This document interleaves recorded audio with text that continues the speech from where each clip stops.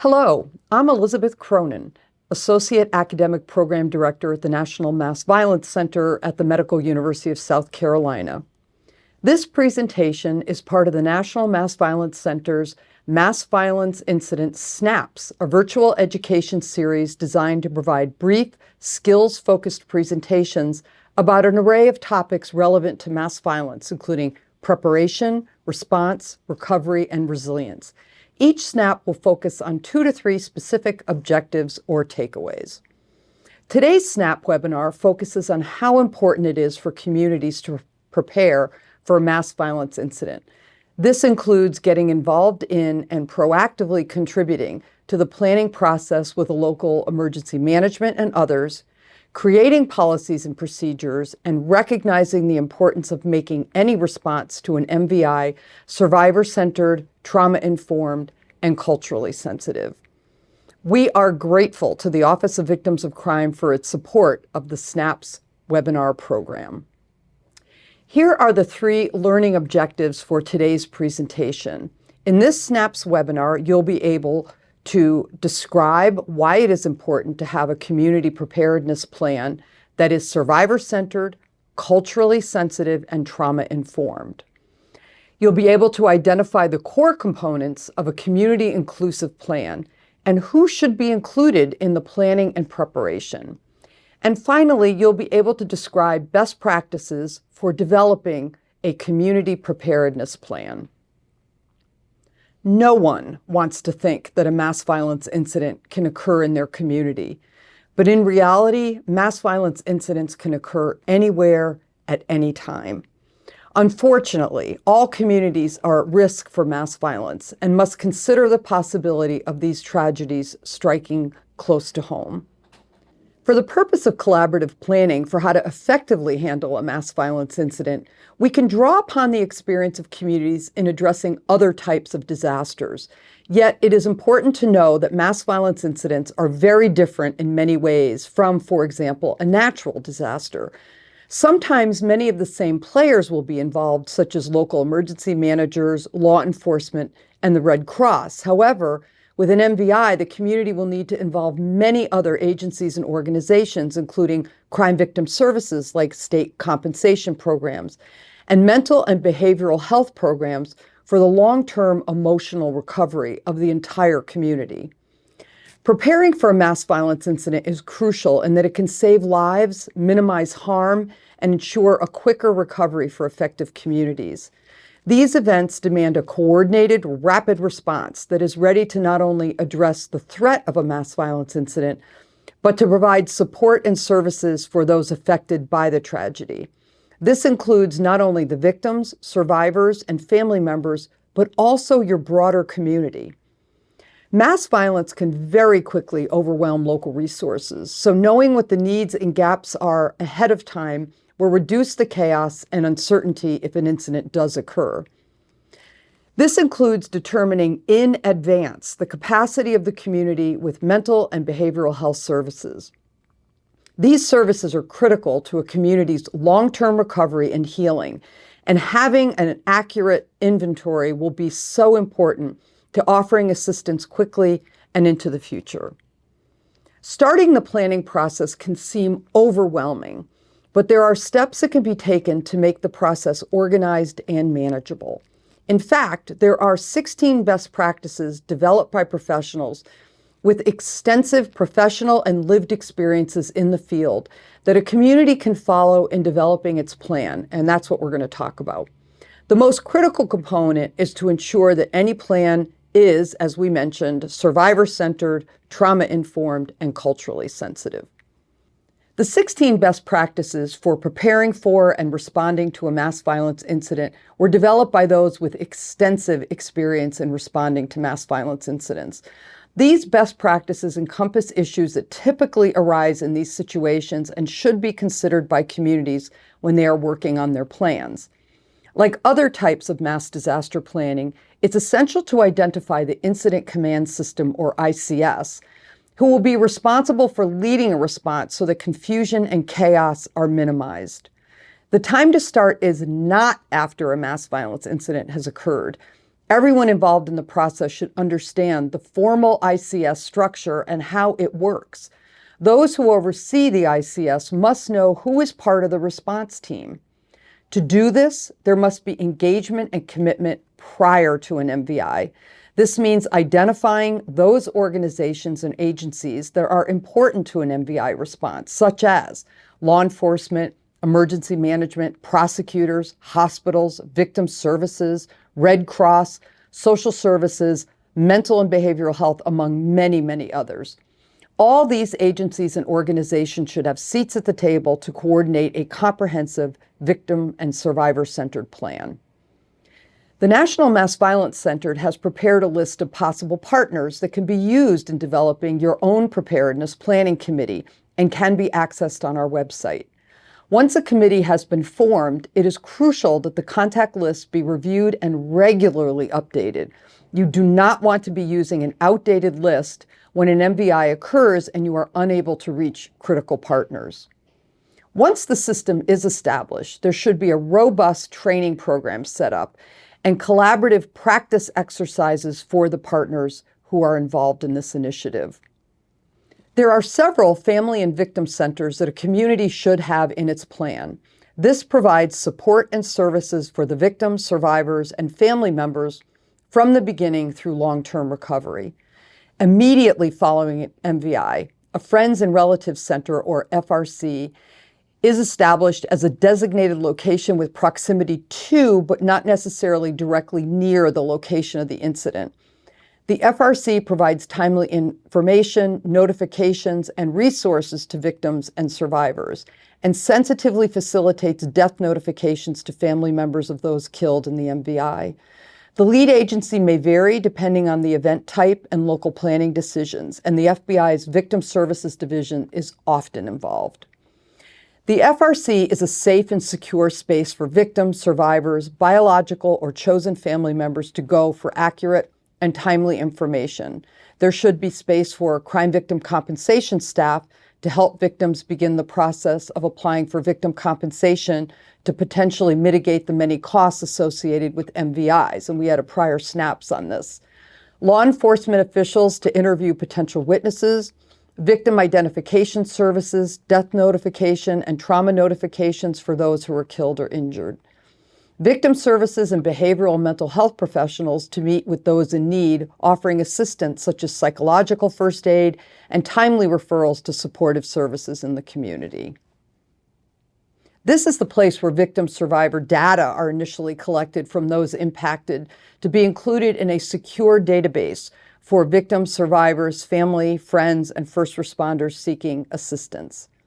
Now, the FRC will transition, usually within 24 to 48 hours, to a Family Assistance Center, FAC. Sometimes the FRC and the FIC operate simultaneously.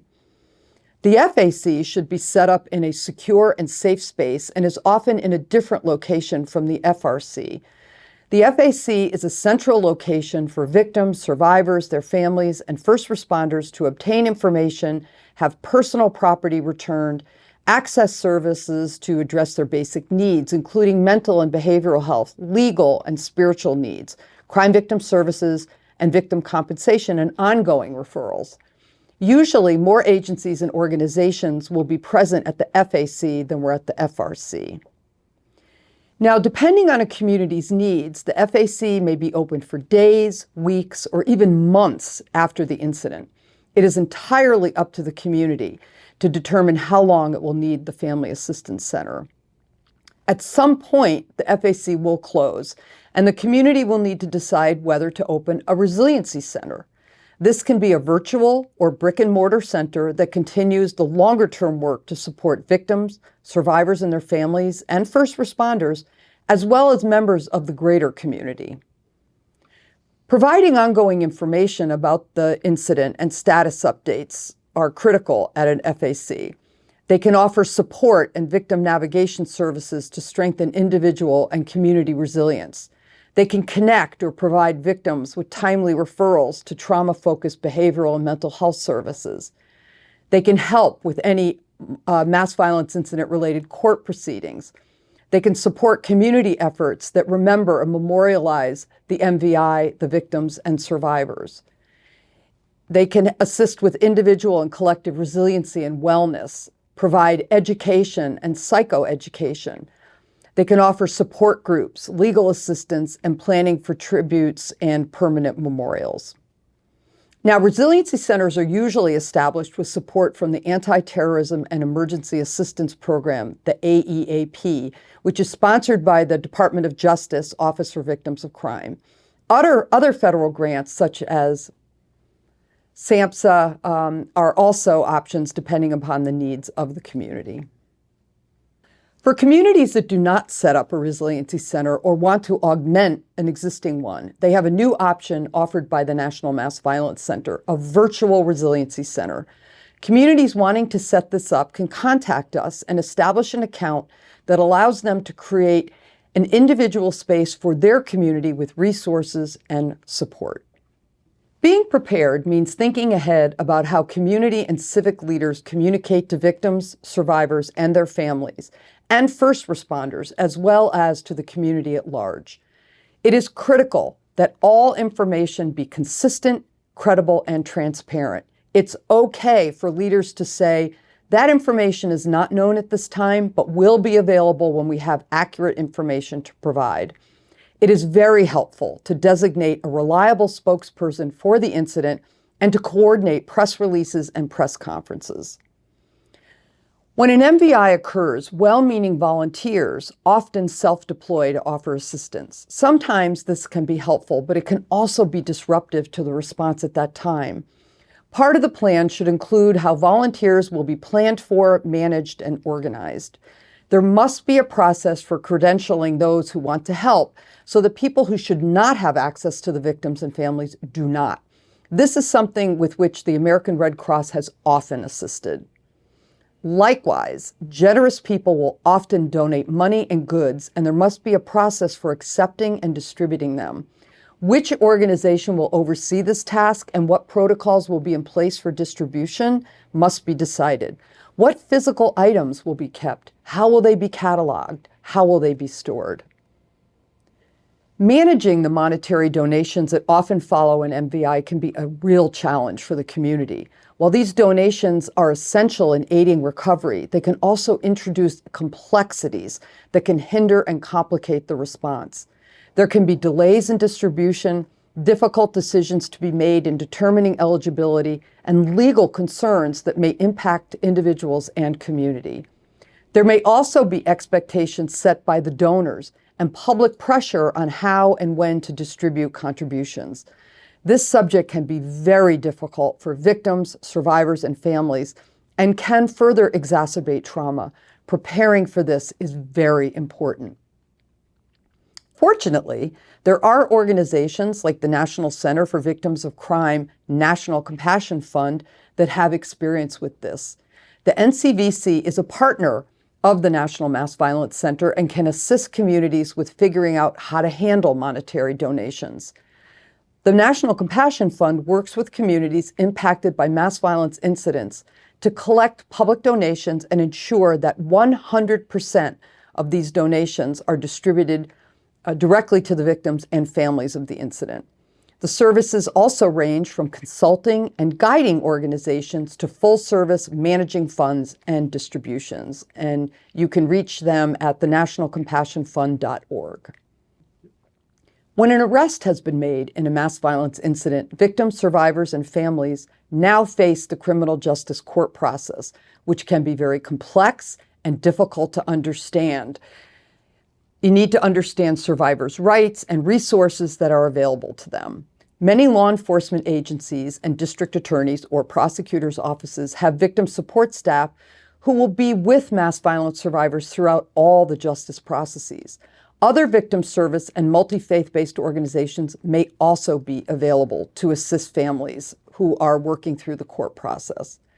Understanding that this process can be complex and confusing, the Center and the U.S. Attorney from the District of South Carolina have created a comprehensive court guide to support important efforts that help MVI victims and survivors navigate justice processes, understand and exercise their statutory and constitutional rights under law, and ensure that the court process is as comfortable as possible. You can find this court guide on our website. The work of responding to an MVI is very difficult, stressful, emotional, and exhausting on everyone. This can impact the mental, behavioral, and physical health, including that of our first responders. They may face trauma, burnout, self-harm, separation from loved ones, and mental health issues. Addressing first responder care is a crucial part of any plan for handling an MVI. Everyone responds to trauma differently, but neglecting the behavioral and mental health well-being of those who are often on the front lines of a response cannot be ignored. First responders can be law enforcement, fire, emergency managers, prosecutors, paramedics, police dispatchers, and others. An important planning component includes developing safety plans and widely sharing effective coping strategies both during and after responding.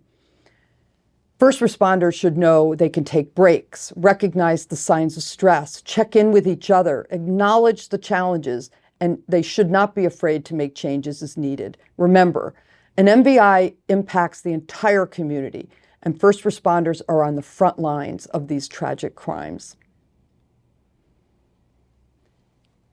Our SNAPS webinars are posted on our website at nmvvrc.org. Thank you for participating in this MVI SNAPS webinar. The website has over 60 helpful tip sheets on a variety of issues that often arise in mass violence incidents. Here are a few tip sheets you may find helpful. You can find all of our tip sheets on the website under the News section. A QR code is provided here for easier access.